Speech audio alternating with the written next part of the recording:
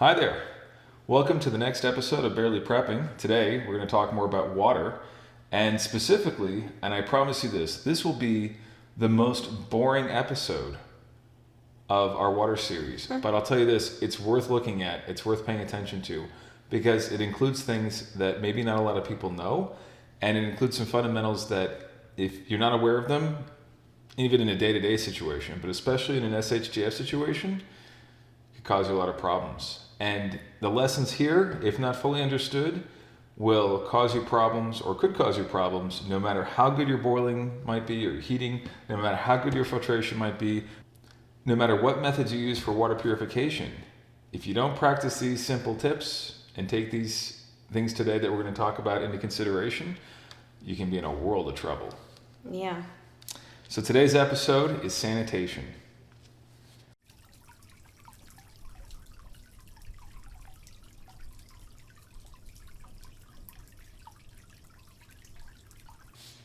Back in the day, people used to use really crude methods for sanitation. 1700s, 1800s, even the early 1900s. People would use things like chamber pots, which are just dishes that you take out somewhere else and empty, usually into a latrine, right? Indoor plumbing, especially ubiquitous indoor plumbing in the Western world, didn't really happen until the mid-1900s, right? And even in large parts of the world today, about 2 billion or so people don't have regular indoor plumbing, yeah. right? So sanitation is a really big deal. It keeps a lot of microorganisms from contaminating water supplies, right? Including purified water supplies that people are going to drink.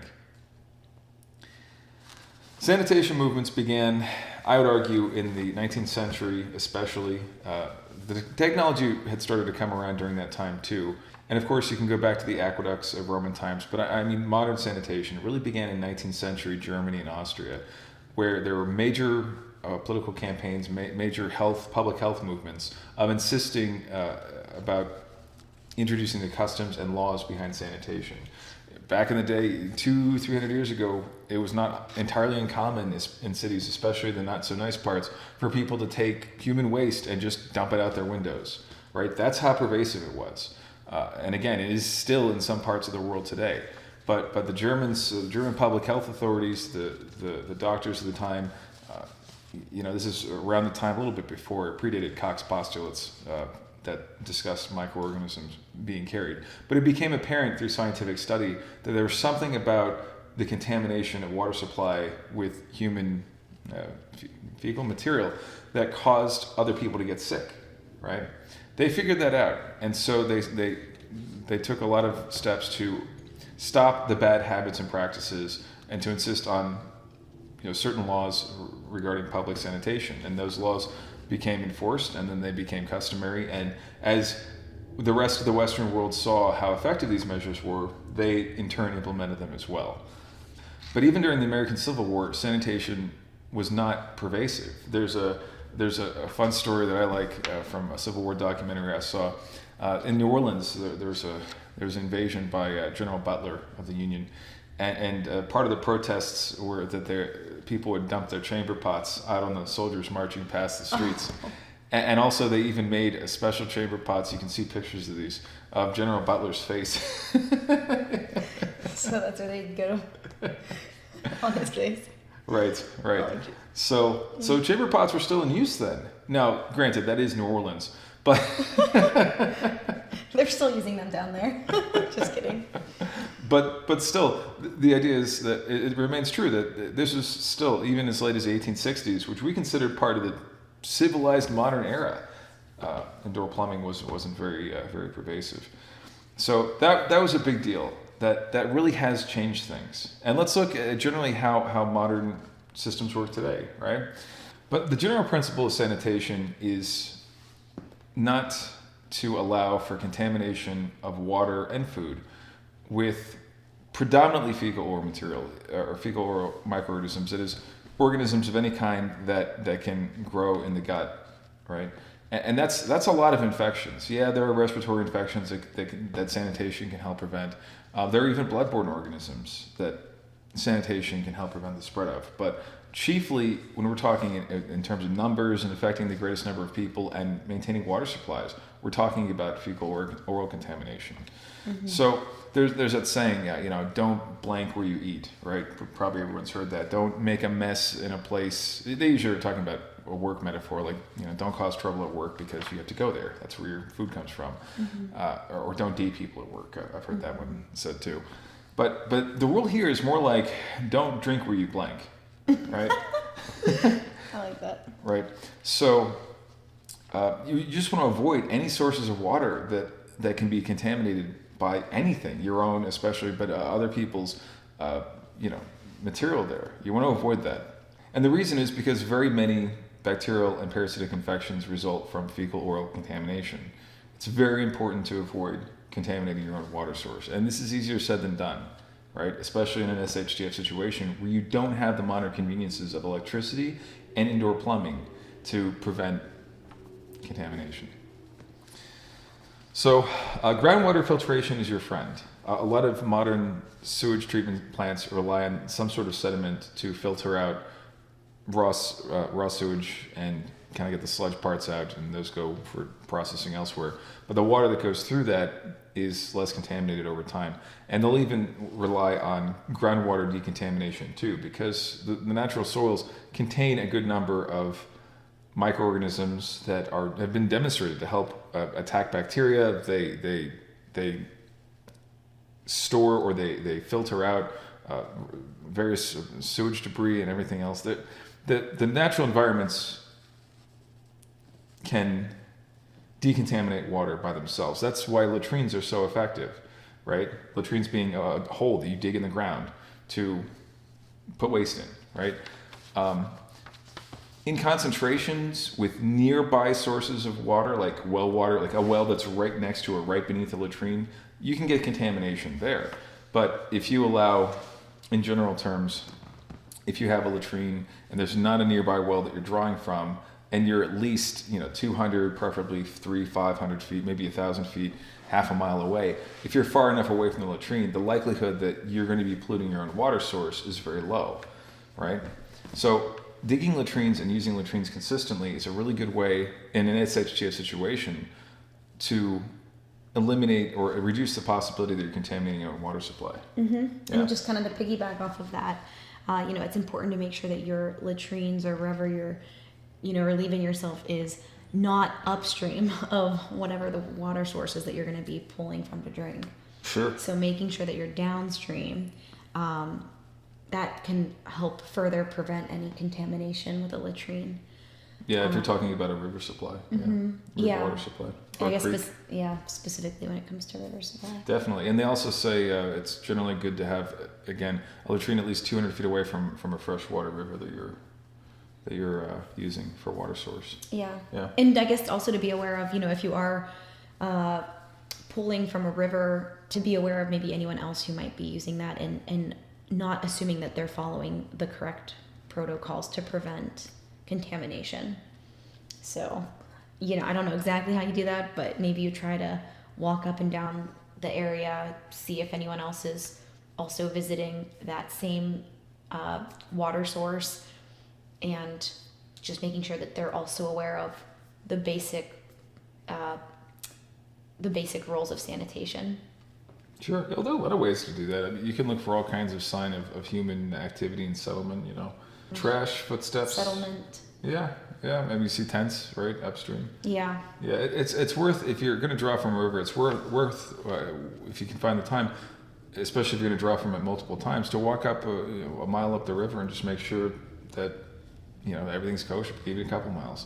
So even if you don't have to draw from fresh water like a river or some natural body of water, just keep in mind that stagnant pipe water or a tank that's sitting stagnant can also become moldy or can become contaminated with, bacteria.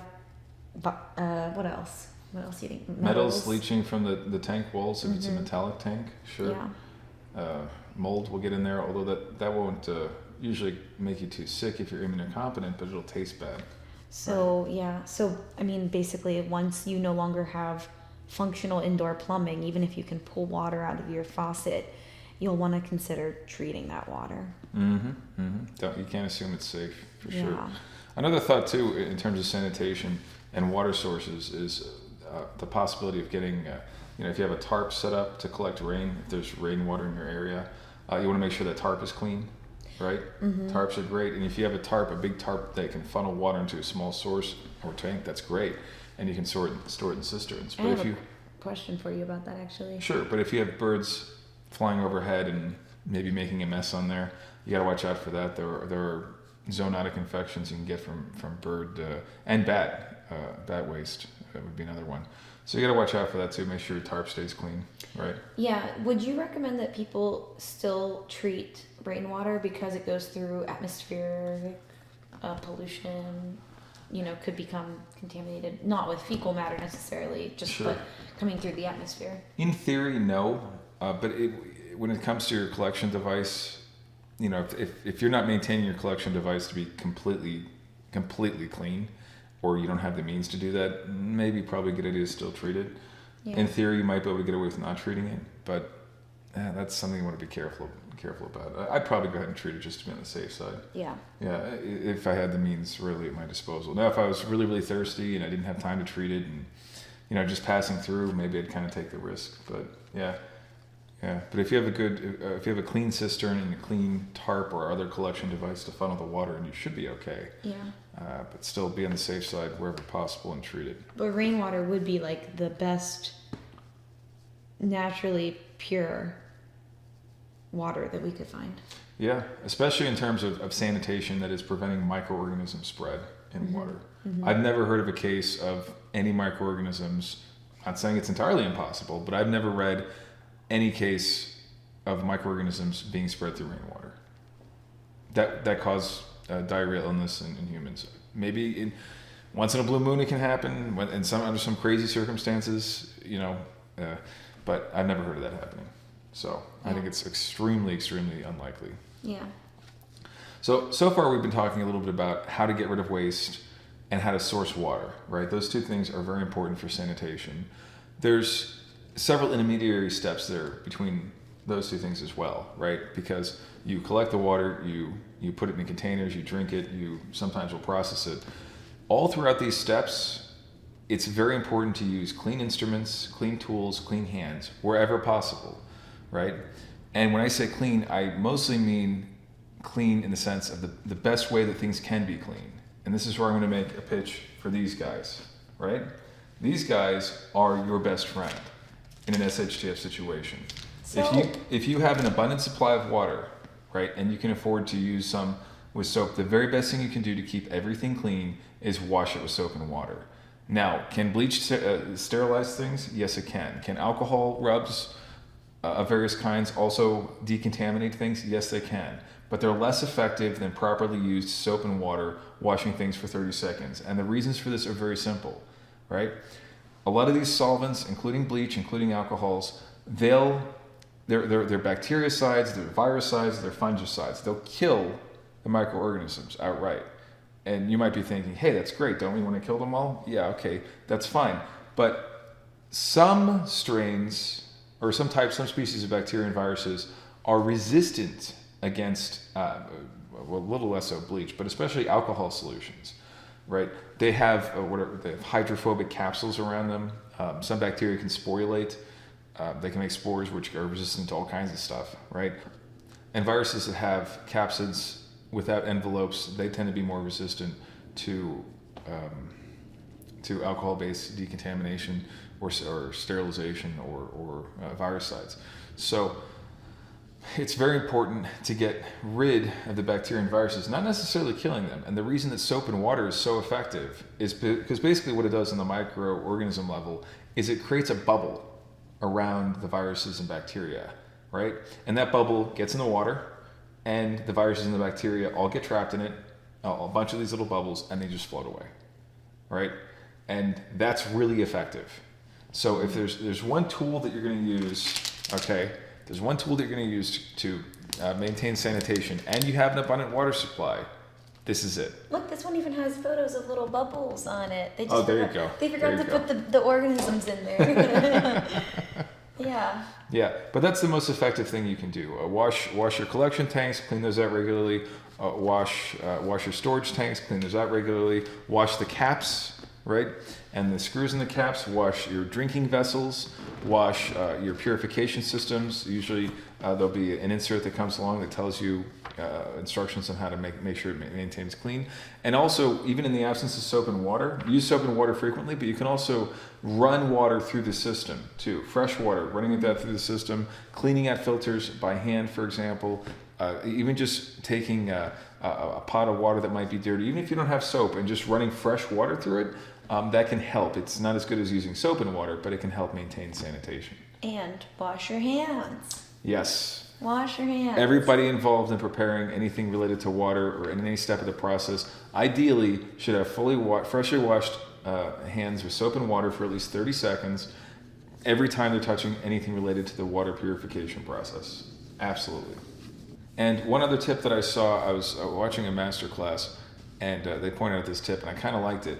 It's just to, whenever you use a filtration system, especially a self-contained filtration system, and or even you're pouring freshly boiled water or distilled water into a drinking vessel, if you've used that drinking vessel to collect contaminated water, pour off a little bit of the top if you have that fresh water that's been put in, because sometimes you can have situations where the screws in the plastic or the metal screws in the caps, there can be storage of water between those contaminated water. If you flush your system out by pouring off the first half ounce, you can help prevent contamination from that. Basically, the general idea being to flush out of the system with either soap and water or water itself as much as you can, as often as you can, is the way to go.